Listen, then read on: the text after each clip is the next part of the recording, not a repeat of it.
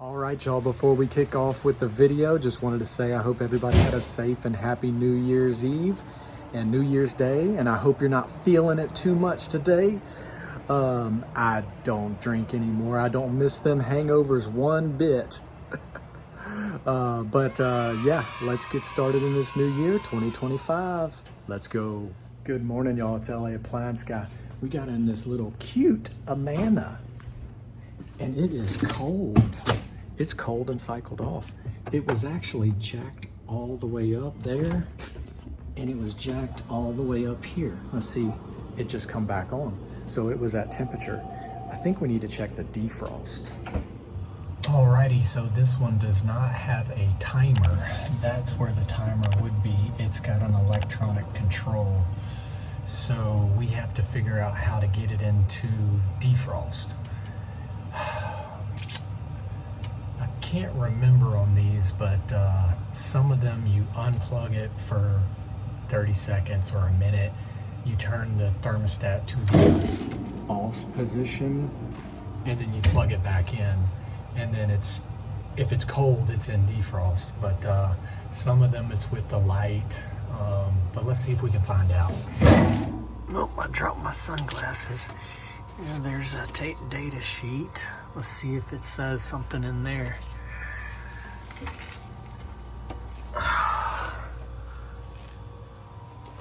Cool.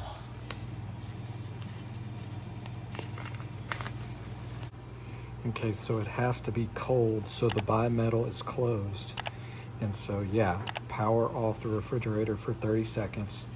Turn the thermostat to on, off, and then power on the refrigerator. Or there's another one. Oh yeah, that's the one where you cycle it. Off for 15 seconds, on for 5 seconds, off for 15 seconds, on for 5 seconds, 3 times. So let's give it a shot. These are cute little refrigerators, pretty good. They're very simple, not bad at all. Good for rental or Airbnb or spare. They work great. Alrighty, it's plugged in and cold. So we will unplug it for, what is it, like 30 seconds? Okay, now.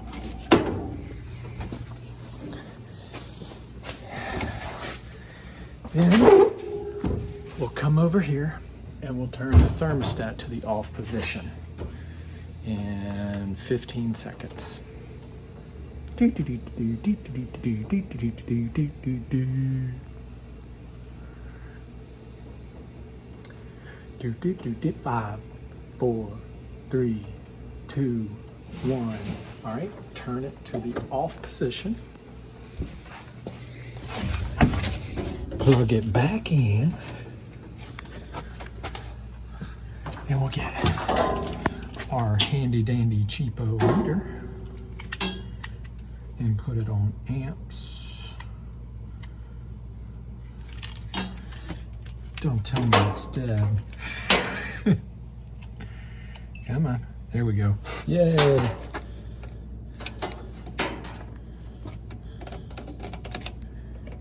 Hey. Let's see.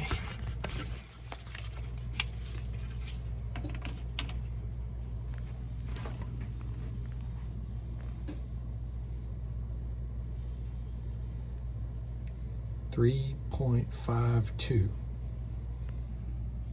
That's good.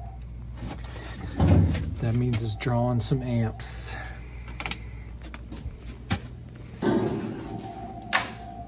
So that means it's in defrost now. So let's take this back out real quick. All right. Take the wire rack loose and all these little doohickeys. Somebody's been in here. So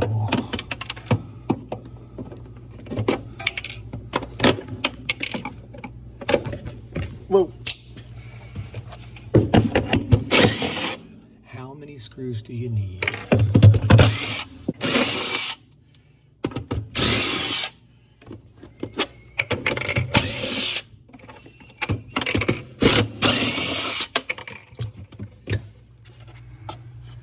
Ooh, yeah, that's hot. Ooh, yeah, it's red. So, oh, you can see the sizzle-izzle. So, might need to change that control, because it definitely had a problem. Can you hear the sizzle?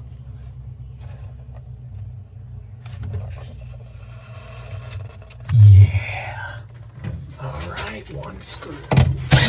There we go.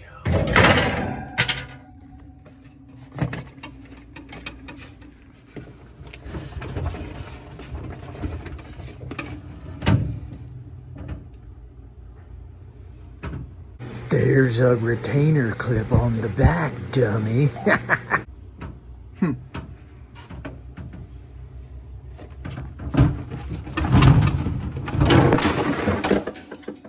Nope, just gonna use brute force. Whoops.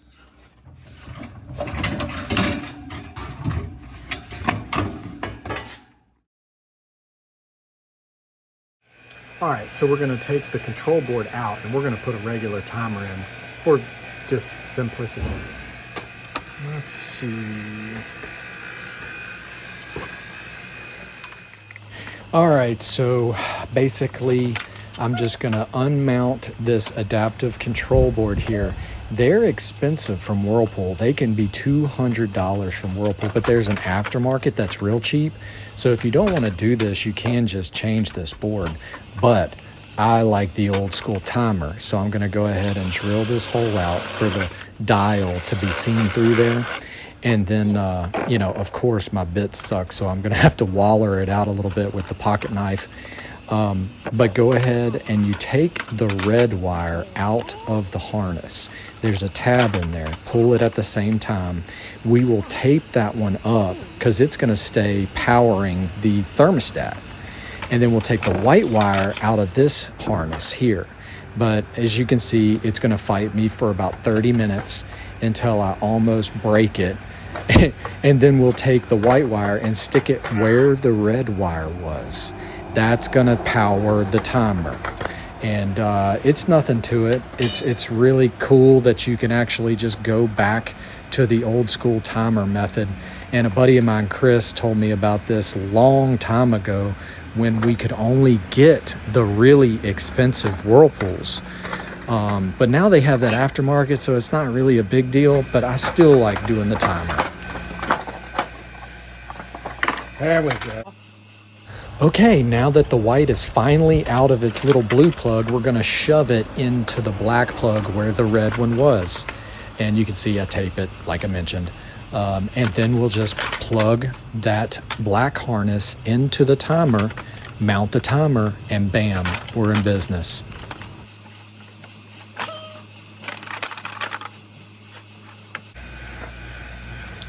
This loose lead is what they call it. It goes on the number 1 terminal. That is what actually powers the timer motor to turn it.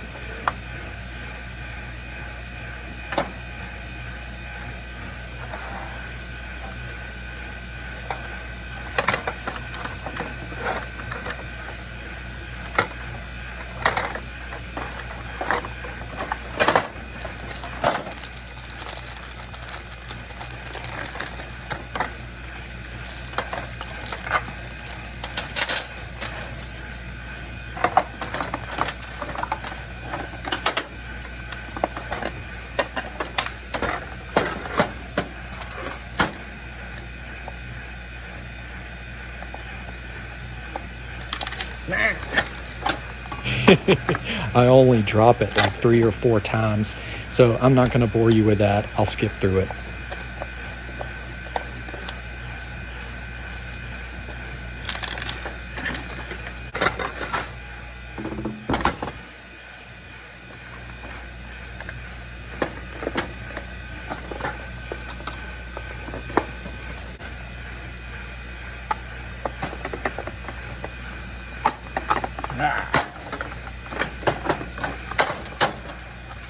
Come on.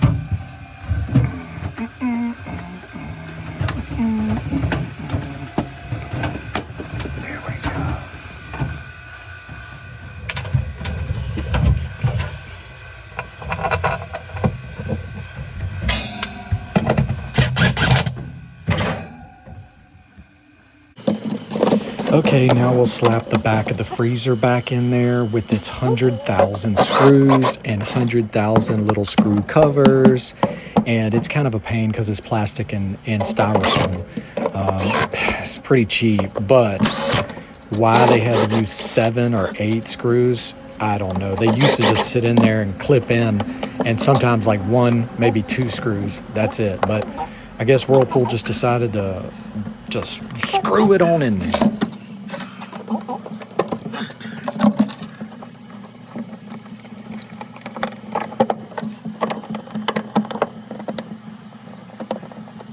Voila.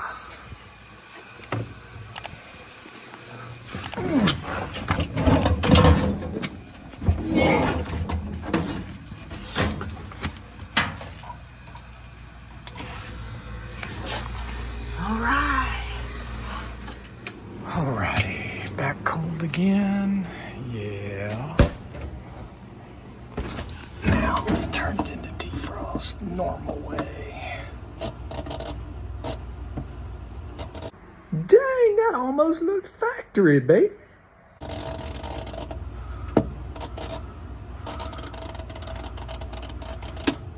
Click.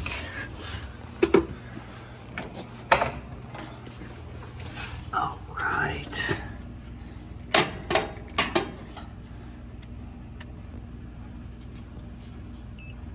There we go. Yep. Defrosting. Now it will turn out. We'll be good. And it's back on. Working like a normal refrigerator. That's how you check the defrost on these Whirlpools with an adaptive defrost control. And that's how you take an adaptive defrost control, scrap it, and put a regular timer on there. Red wire out, white wire in, timer. A buddy of mine, Chris, told me about that because those things are $200 from Whirlpool. They do have an aftermarket. It's cheap, but a timer is so simple. Every 8 hours, it's gonna defrost. That's it. That's all I need. Voila. And if you made it all the way through that video and you want to prove it, you have to put the keyword down in the comments. And today, take a guess. We going old school, baby. Old school. Freaking old school. Timer. Thanks for watching, y'all. Have a great day.